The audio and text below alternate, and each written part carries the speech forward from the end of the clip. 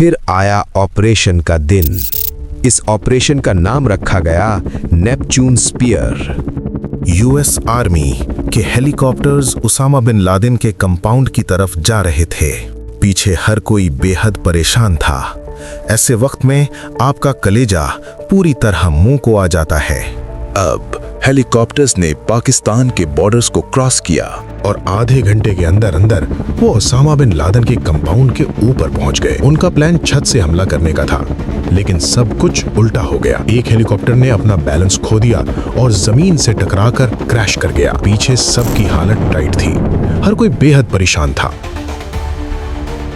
इस क्रैश की आवाज इतनी ज्यादा थी कि लोगों ने फौरन इस क्रैश के बारे में ट्वीट करना शुरू कर दिए, लेकिन उनको लग रहा था कि ये हेलीकॉप्टर पाकिस्तान आर्मी का था। और अब लोगों ने भी इकट्ठा होना शुरू कर दिया।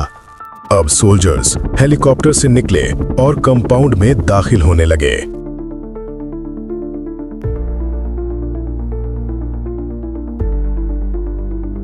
उन्होंने कंपाउंड के गेट को टाइमर बम से उड़ा दिया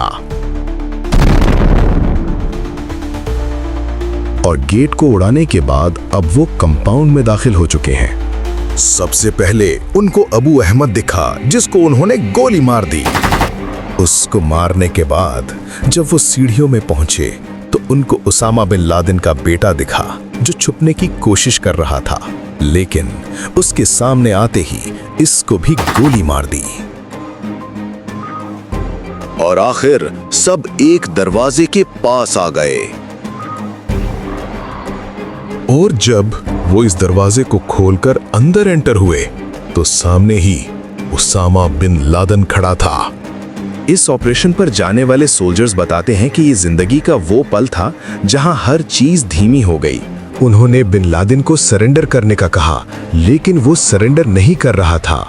और फिर एक सोल्जर ने उसामा बिन लादेन को गोली मार दी।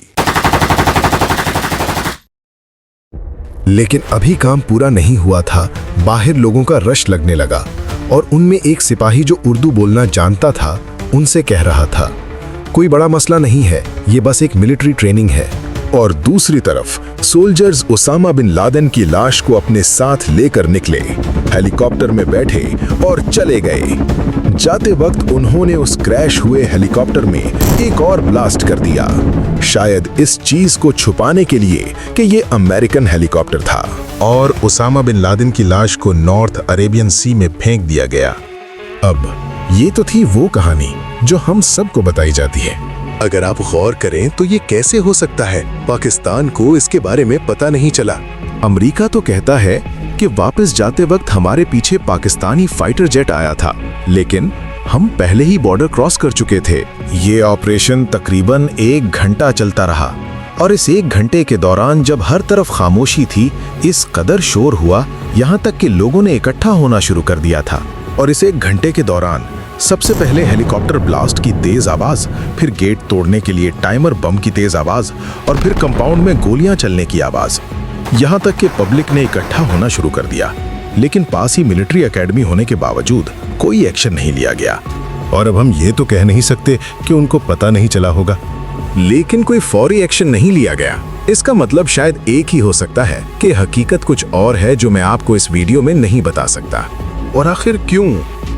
उसामा बिन लादेन के बहुत सारे नेबर्स ही कहते हैं कि वो उस घर में नहीं था और पाकिस्तान के एक्शन ना लेने के पीछे भी बहुत बड़ा राज छुपा है।